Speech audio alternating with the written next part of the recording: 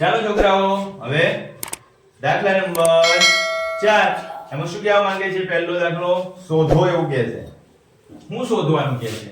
તો કે આ a છે ને, એમાં 250 ના 15% એવું કહે છે. 250 ના 15% એવું કહે છે. શું કહે છે? 250 ના 15%. તો ચાલો, તમને મેં કીધું હતું કે ભાઈ જ્યાં ના આવે, ની આવે, નું આવે ગણિતમાં, તો શું કરવાનું? યાદ છે? હા બોલ ને બેન, યાદ છે તો ગુણાકાર. શું કરવાનો? ગુણાકાર. બરોબર?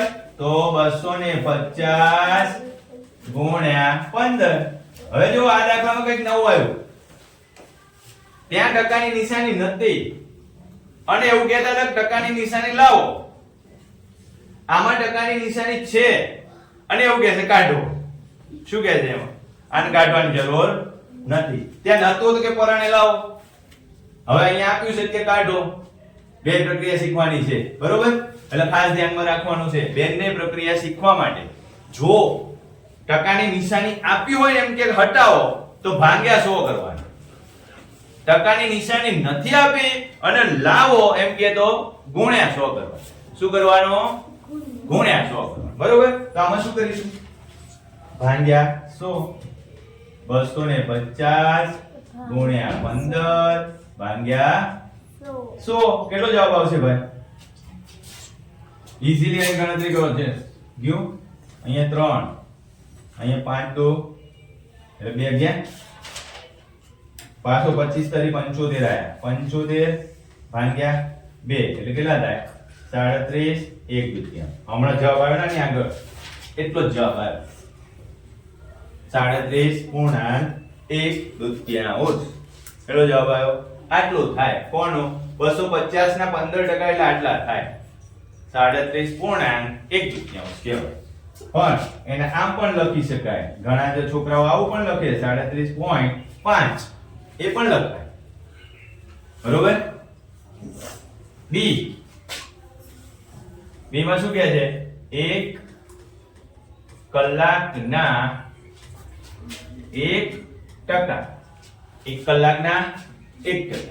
કેવી રીતે કરીશું આપણે? 1 કલાકના કઈ કરવાની જરૂર નથી. ચલો 1 ગુણ્યા 1%. એટલે 1 ગુણ્યા 1 ભાગ્યા 100. એટલે આને એમ લખી શકાય ને 1 એકા 1 ભાગ્યા 100. 1 એકા 1 અને ભાગ્યા 100. જો નીચે બે 0 છે એટલે પોઈન્ટ પછી બે આંકડા મૂકવાના. મારી મચીને ગમે તેમ બે આંકડા મૂકવાના. એકલો આંકડો છે એટલે મેં 0.01 લખ્યો. હવે પડી 2 પોઈન્ટ કરી દીધા. 2 પોઈન્ટ પછી બે આંકડા કરી દીધા. એવી રીતે તમારે કરી દેવાનું. બરોબર? ત્રીજો દાખલો શું છે? સી માં એવું કહે 2500 ના 20%. સી 2500 ના 20%. બરોબર? જોઈ લો. સી 2500 ના 20%. તો ચાલો 2500 ના એટલે ગુણાકાર, 20 ટકા કાઢી નાખો એટલે નીચે કેટલા મૂકી દેવાના? 100. 0 0 ગયા 1 અને 2 એટલે 250 ગુણ્યા 2 એટલે કેટલા થાય? 500 થાય. કેટલા થાય? 500. બસ 2500 ના 20% કેટલા થાય? 500. 20% એટલે પાંચમો ભાગ થાય. જો તમને એવી ખબર પડવા માંડે કે 20% એટલે પાંચમો ભાગ, 25% એટલે ચોથો ભાગ, 50% એટલે બીજો ભાગ, 100% એટલે આખો એક ભાગ. બેન એ ધ્યાન રાખ કે હું દાન કરે. અમને કે તો અમે દાન કરશું. એકલી સંધાન કે ને. અહીં ધ્યાન રાખ. હાલો ડી માં શું છે? ડી માં છે 1 કિલોના 75%. 1 કિલોના 75%. કેમ લખીશું? 1